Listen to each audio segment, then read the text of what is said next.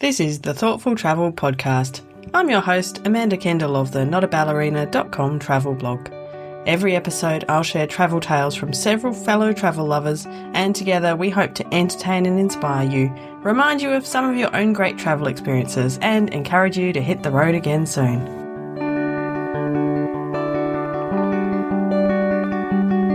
Hello and welcome to episode 387 of the Thoughtful Travel Podcast.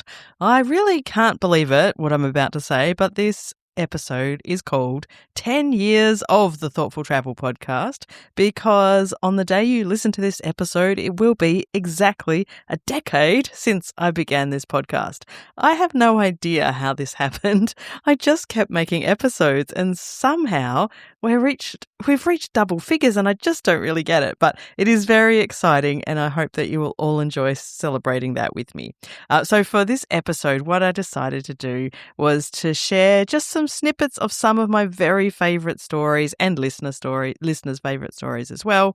Some of the ones that have stuck in my mind because they're funny or sad or just had really memorable moments. Some of the tips that have stuck in my mind that I've repeated often to others as well. So we'll get to that in a moment. Firstly, let me pay my respects to the Whadjuk people of the Noongar Nation, where I'm recording this podcast and where I have recorded nearly all episodes of this podcast, barring a few that I've recorded on the road.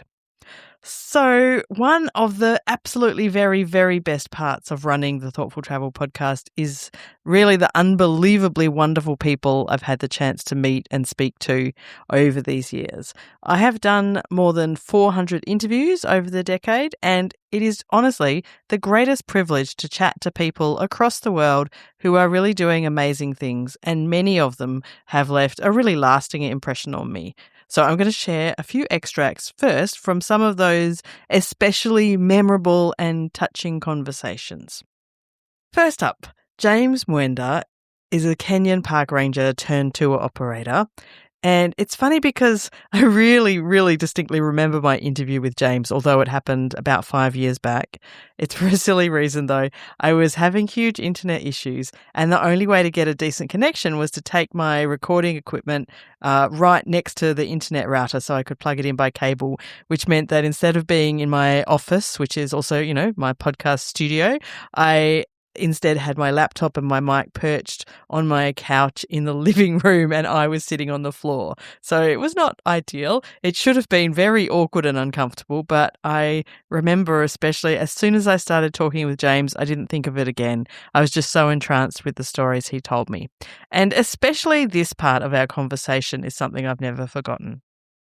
And when I finished my high school, I decided to go and seek for employment. And that's when I landed my job as a ranger in Old Predator Conservancy, where I have been working for nearly 10 years before I really had to take this organic step of growth to pursue my expedition company. I'd love to hear a bit more about your experience caring for the northern white rhinos. I'm sure it must be a very, emotional experience to do that. Absolutely, Amanda. I mean, you can think and imagine being one of the people that oversight the well-being of the last of our species. I mean, one of the reasons why I chose to leave my caretaking job for a while now is the emotional toll that it has taken on me. And I think this is the first time I am saying this. I really put a lot of thoughts into my job as a caretaker. I really felt so sorry for these rhinos. I really worked so hard day and night for these rhinos to try and share their story, to try and inspire people to care for the planet, to try and do anything we can to make sure this does not happen to any other species.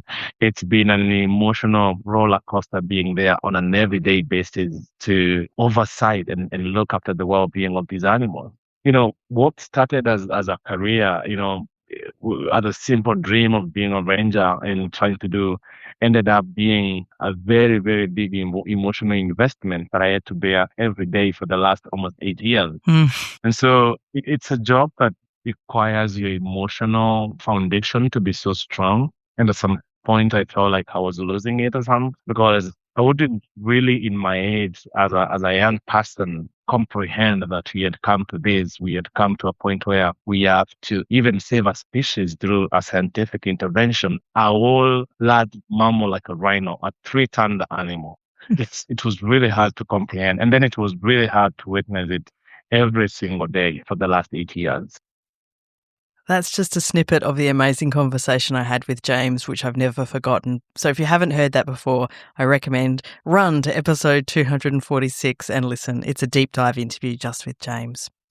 Now, I also feel super privileged when guests trust me with stories which are sad and very personal, but also have a greater meaning as well. For example, Dean O'Shea, when he decided on a bit of a whim, honestly, to hike the Pacific Crest Trail. So here's me, just graduated from university, and I'm like, I need to get out of here. I need an adventure. What's the most difficult thing that you can possibly do? Oh, no. So I actually looked it up in a book my mum had called 501 Journeys, and I picked it because it was the longest journey.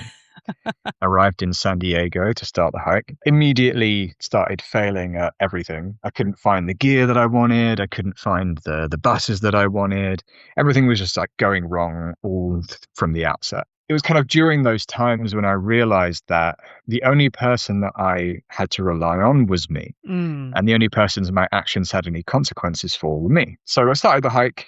And it was tough. My bag was too heavy. I was underprepared. And so it had come to about 10 days in, I think. And my whole body was aching and sore. I had blisters everywhere. My bag was too heavy. I came to this beautiful meadow in this place, the San Ysidro Creek. So I decided to take a break and kind of rethink this epic 6-month hike that I was attempting. And 10 days in, I was already ready to give up.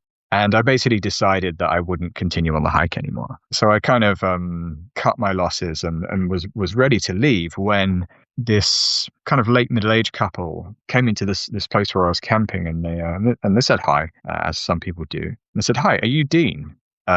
Yes. They're like, "Are you Dean O'Shea?" I was like, "Yeah. How do you know who I am?" Wow. And they said, yeah, so your mum's been trying to get a hold of you. She said it's really urgent. These people on the Pacific Crest Trail are called trail angels. And what they do is they look after people on the trail. They put water out in places where there's no water. And, my mum had got a hold of the association, and they'd, kind of pass messages along. And eventually these people had found me. Wow. So I was like, whoa, like, what could this be? Like, this sounds really serious. So I packed up my camp, and I hiked into the nearest civilization, which was about a day's walk. And it was just this little golf ranch. Then I went online, started talking to all my friends, trying to get hold of my mum because I didn't really have a mobile phone. And then eventually got through to my mum and got her to call the reception of the place where I was at.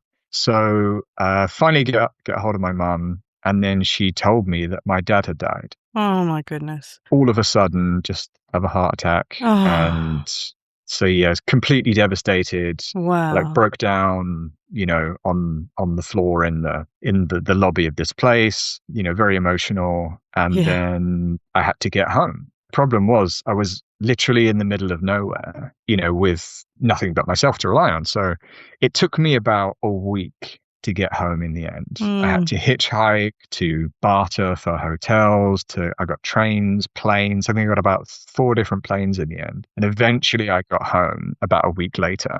But that was, was one of the most difficult weeks of my life. It was just one of those experiences where you suddenly realize when you're put in a situation like that you are the only person that you have really to rely on. And if you don't do it, it's not going to happen. As horrible as that experience was for me, I can appreciate how it, made me the person I am, taught me self-reliance, self-resilience. And really when the chips are down, when you need to get something done, then you can just get it done. So that is really not at all what you want happening on a big trip, but Dean managed to take something positive out of it. as did Nikki O'Mara, who also talked to me about some huge life lessons. Every time you travel, it changes your life in some way. There's the good stuff, there's the bad stuff. I've always found, whether I've traveled by myself or with my family, you learn and you grow every time you actually put yourself out there and get out of your comfort zone and discover something new. The biggest life-changing moment for me was actually in Kenya. Look, it was probably about 20 years ago. I'd already been there once before, and I'd just arrived with my sister to go on a 5-week safari. I'd been living in England for 2 years, and I was finally on my way home to actually stay home for a little while anyway. But sadly, the day that we were to go off, my other sister was killed in an accident, and that was, well, obviously life-changing in every possible way.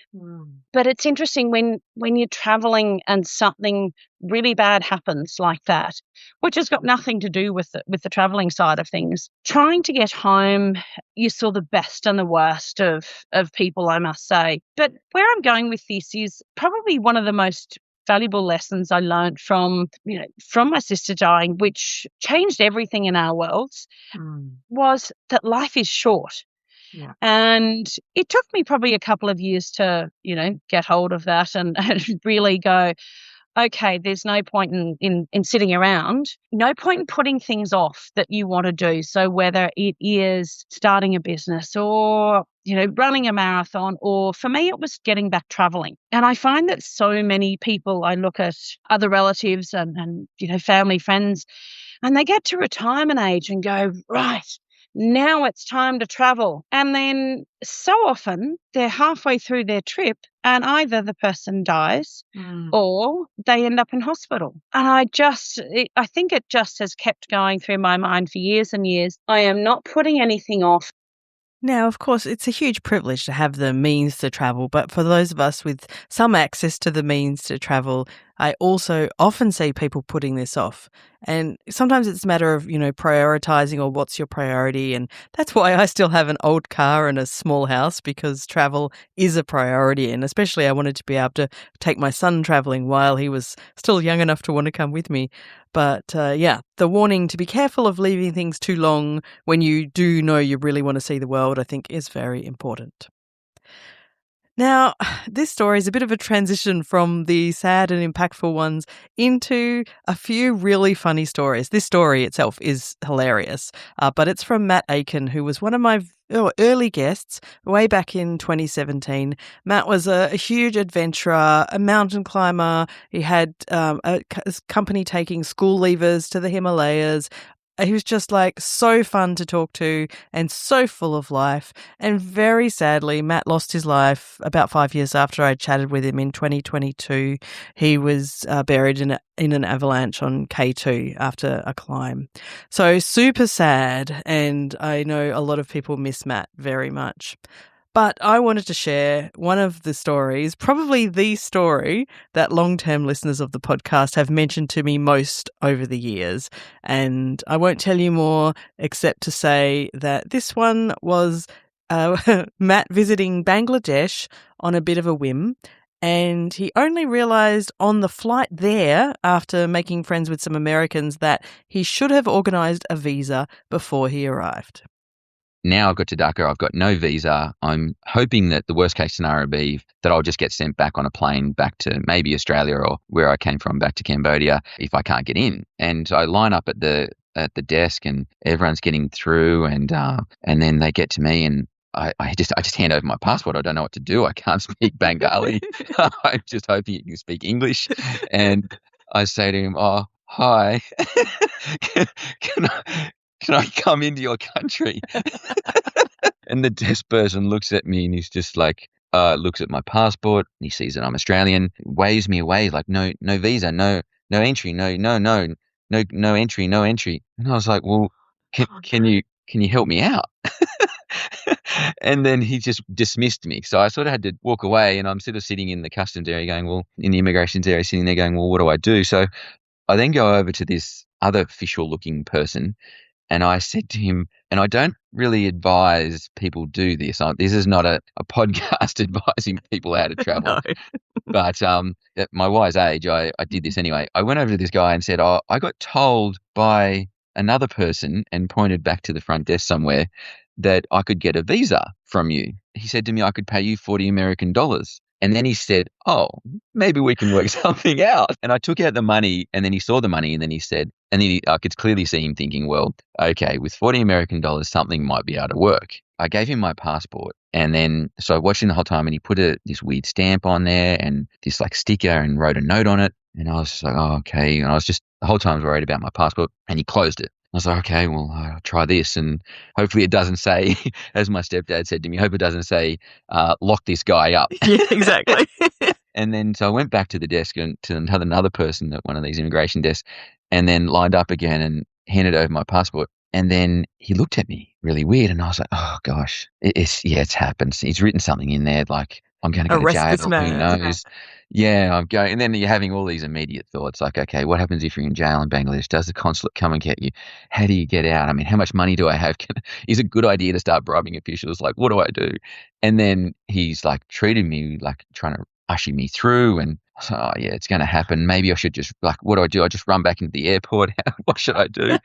And then he's walking me through, and then I meet these Americans who've been waiting for me the whole time. They get pulled along with us, and he's treating me with like, now by this stage he's treating me with like almost this reverence, like I'm somebody special. And when we're getting cleared, and all these security guards get stepped aside, and we're walking through these doors and getting clearances and getting pushed through the airport, and then getting out the front, and someone's grabbing my bag. And I was like, oh gosh, okay, maybe this does seem like a good thing, but it doesn't feel very good. I get to the exit of the airport, and he bows, and then the American people are going, God, who are you? Like, we just thought you were a tourist. I am. Must be someone really important. And then I said, I was sitting there still a bit dumbfounded, going, I don't know what's going on. And then I opened my passport, and then it says on my passport, diplomat. Honestly, I have retold that story in person to friends, to my students, everywhere, so many times over the years. Just so fun. Now, I think some of the funniest moments we have when we travel are through language issues and miscommunications. So I've got a few of these to share with you.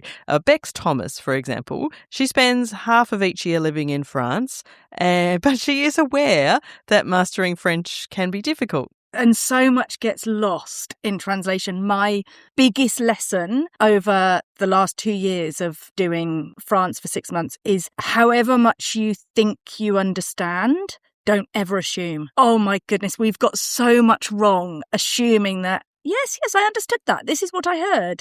And it's totally different, totally, and wrong, and totally wrong. And Can you give us any examples? Well, I can give you one where we've got this wonderful mechanic locally, and we were then talking to somebody else, and they said, Fred's had a heart attack. And we were like, oh my goodness, that's awful. Anyway, I wrote a card and everything to his wife and to him, and went down to hand it in to them, and Fred's there working away. So I'm not sure what they said to us, but it definitely wasn't that Fred had a heart attack. When I was learning Italian, I had some relatives come over, my sister, 2 sisters, and 1 brother-in-law. And so I had looked up, which is always helpful because you know somebody's coming, you know you're going to introduce them to your Italian friends. And so I had looked up the word for brother-in-law. And the word for brother-in-law in Italian is cognato. And so I had been practicing how I was going to introduce my brother-in-law and my sister. So anyway, I was with some Italian friends, and I introduced my sisters, and I said, and this is il mio coniglio, Earl. His name is Earl. And so they just started laughing, and I realized instead of saying cognato, I said coniglio, which basically translates to, this is Earl, my rabbit. Well, they started dying laughing, and I knew as soon as they started laughing, I thought, okay, I said something really wrong. As much as I tried to practice, it was terrible. I've even had that trouble with English. We were in the English countryside one time at a bed and breakfast, and so they said, hey, would you like kippers for breakfast? And my wife turned to me and said, what are kippers? I said, I think it's a pastry of some kind, but let's get that. And then they brought it. It was a giant plate of these huge sardine-type fishes that hung over both edges of the plate. And I ate those too. That's a long way from pastry. That's impressive. So even English puzzles me. After Bex, you heard Angela Carell with her Italian rabbit problem and Stephen Henson, a native English speaker but having trouble with kippers for breakfast in England. Stephen was one of my very first guests. He appeared way back in episode 1, so thank you, Stephen. Now, another story that always makes me laugh when I think of it because it was so unique comes from Tim Tricker. Tim took a trip with his schoolmates to Barcelona. They had initially hoped to go to a soccer match, but that weekend it was Barcelona against Real Madrid, so the tickets were completely out of their budget, so they just decided to enjoy the city. The first night we were there, we went out of the hotel. We had not a clue on where we were in Barcelona other than the business card we had for the hotel. So we thought, well, we'll just walk around the local area. First bar we'll see, we'll go in there, we'll have a drink and, we'll have a sort of chat. We'll go from there, speak to anyone who's in there who can sort of guide us to more places. Nice. So we got into this like little bar. It had a table and chairs outside, a few inside.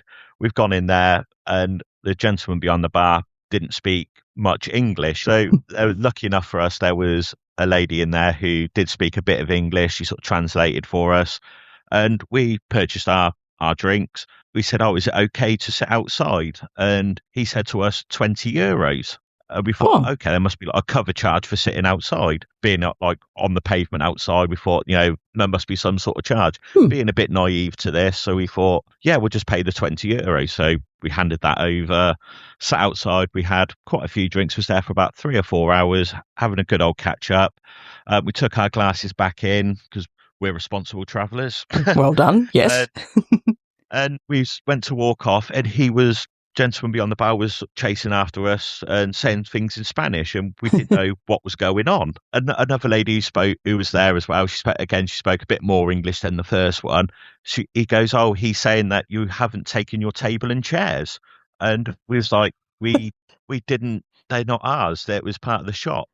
And he goes, oh, no, you just paid 20 euros for a table and 4 chairs. And it was the look of confusion on all of our faces. We was looking around and thinking, we did not do this. We did not mean to buy it. And he was getting a bit sort of irate with us. So we thought, right, we're not going to cause any commotion. Last thing we want to do is cause any trouble. We'll just take them. So between us, we've got the table, 4 chairs, walking. It was lucky for us. It was about 300 yards to the hotel. So there was us walking down the street with a table and chairs, walked into the hotel lobby. The lady on reception sort of looked at us, mouth open, but she did not say a word. It was the look of shock on her face. Just sort of watched us as we walked through, just gave her a little wave saying hello, walked into our room and left it in there. We went back out, we had something to eat, had a few more drinks, got back to the room, and in the corner was the table and chairs all stacked nicely. So got into bed, woke up the next morning, and I was thinking, I don't want to look over just in case we've done something silly like buy a table and chairs. So just rolled over, had a look. There it was, plain as day, table, 4 chairs. And I was thinking, I can't take that home with me. First off, I don't know how I'm going to get that on a plane. Exactly. Secondly, I'm living with my mum and dad. We haven't got room in the house for this equipment. So how am I going to dispose of this? I don't know if there's any waste sites. We don't have a car. We've got no transport, so we can't take it to a waste place. This was before internet on phone. So we went out for breakfast and we were sort of scratching our heads about what we should do. It was in this lovely little restaurant. It was absolutely beautiful. An old couple who came in, sat on the table next to us and heard us speak in English. They was just like, oh, your first time in Barcelona? It was like, yeah, it's our first time, absolutely love it. It's brilliant. And I just thought, I'd better ask them. So I said, a bit of a random question, but do you want a table and 4 chairs? And they had a look of confusion. Fair enough. We're not really looking for it. I said, don't worry, it's not going to cost you anything, and we'll take it to your house. I said to him, we accidentally bought a table and 4 chairs. And he was like, if you're giving them to me for free, I will take them.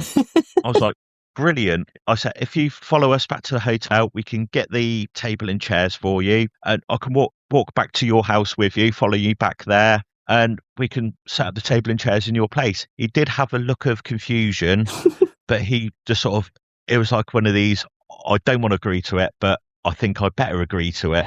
So we took it back to his apartment. Yeah, we had it all set up in there, and he tried giving us money. We thought, no, we've caused too much problems here. We're not taking any money. We just shook their hands and said, thank you very much. Well, gracias. And left it there. Honestly, a miscommunication that ends up in you buying the table and chairs from the front of the pub or restaurant is just crazy, isn't it? It just makes me giggle to think about it. Now, my final set of stories are stories that I often tell others about because they have some useful advice. And the first one is from Narelle Wilson, and it's about planning. And I am not really a planner, but Narelle is. Do you plan Bs if something goes wrong? You already have a plan in place? Absolutely. Okay. Give me an example, Narelle. So when we went to Europe the last few times, I always have contingencies as if there were train strikes, because if you go to Italy, apparently it's quite common to have train strikes. Right. So the question, and because I've got quite a stringent plan of where I'm going to next, what happens if my plane gets cancelled or I miss my connection, which almost happened when I was in Switzerland. Hopped on the wrong train. Oh, that's easy to do. Oh my God, I have to fly out to Rome. How am I going to get to Rome if I don't get the right train? So when you say you've got these plans, like you've actually researched like alternatives. Yes, alternatives. So if there's a delay, because we fly most of the time via Singapore over to Europe, it's like, well, sometimes there's only a changeover or 1 or 2 hours. But if you're delayed in Perth, what happens when you get to Singapore and your plane's gone? So when's the next flight out of Singapore? Do I have to go via another city so that I still get to my next destination on time, so I'm not missing out on my tours or other things that I've planned and booked? That's amazing. Now, Narelle is a dear friend of mine, and she's actually a really intrepid traveller, but we definitely differ over the level of planning required. And so I just often find myself thinking about Narelle researching plan Bs and Cs and having details in her spreadsheet. It makes me giggle. I know she'll forgive me for saying so. I am definitely not that kind of traveller. I like to just wing things a lot more than that. Now, I have also mentioned this conversation so many times to people with David Soto Jr. But I know that whenever I try and slow it down and stay longer in one place, I get so much more out of it. Yeah, my thing is I just want to get up in the morning and go have coffee, and if this wherever I'm at has a coffee shop, then I'll go there. Like that's what I do every day anyways, right? As a blogger and a writer or whatever, I go to coffee shops and I sit there for hours. And if I can do that in another country, to me, that's traveling. To me, I don't have to go see these monuments, museums, or just give me a coffee shop, a coffee shop in Costa Rica or a coffee shop in Peru or a coffee shop in Mexico or Italy. And let me sit there. Let me do what I would do in the United States, but let me do it in another country. And I enjoy that. Yeah, absolutely. I love that's traveling. Yeah. And from that, you get to learn so much about, the local culture, and you might start to, get chatting to local people because they see you a few times in the same week or whatever. And yeah, all kinds of stuff can arise just from that simple thing of getting up and going to the local coffee shop wherever you're staying. After talking to Dave, I think I want to define slow travel as staying somewhere long enough that you have a regular coffee shop. Maybe even that the people who work in the coffee shop know your order. Maybe that's slow travel. So I got quite a surprise when I went back to this episode. It's episode 13 that I chatted with David, so we're talking nearly a decade ago. But I have repeated this story very, very often, even in chats with other guests, and I attributed the idea of slow travel being when a local barista knows your name or your order to David. But it's hilarious when I go back and discover that actually Dave inspired me to think it, but I'm the one who said it. So that was a new surprise for me. There's always something to learn, isn't there? Now, my favourite more recent tip is one that I often think of now when I'm wandering around somewhere new, and it's from Heidi Brown about choosing a restaurant when you travel. I have this whole strategy for finding restaurants in places when I'm by myself. Like normally when I travel with people, if they're hungry, they just want to choose the first spot to eat. But I will walk miles and miles and kilometers to find the perfect place to eat. And I choose it based on the font. Okay, tell me more. I have a foolproof system that if you're into, like, I'm a writer, so I like typeface and fonts and letters and words. And if you avoid restaurants that have laminated, glossy photos of food, avoid those, just do not go there. Yeah. But if you search and search for font, like if restaurants that have really cool letters on their doors or their signs, or you look at their menu and it's just this really cool font, you cannot go wrong. That food is good because those people have taken the time to care about what typeface they choose. And it has never failed me. Since I chatted about this with Heidi last year, I have spent a lot of time looking at restaurant fonts, and in my experience, she is absolutely correct. So, one of my favourite newer tips. So that's all I wanted to share today to celebrate 10 years of the Thoughtful Travel podcast. In the show notes, I will list all of the episodes that these extracts come from if you want to hear more or hear the stories in their full glory, along with some of the other stories about those topics. There's too many to list here, but I will add them in the show notes. For the show notes, of course, you can find them at notaballerina.com/387, or in your podcast app, you should be able to find them as well. Of course, there would be no podcast without listeners. So thank you to everyone, whether you have listened to one episode or 10 years worth of episodes. I know there are people who have done that, and it is crazy to me, but I really am eternally grateful for you. So thank you. And as always, thanks so much for listening.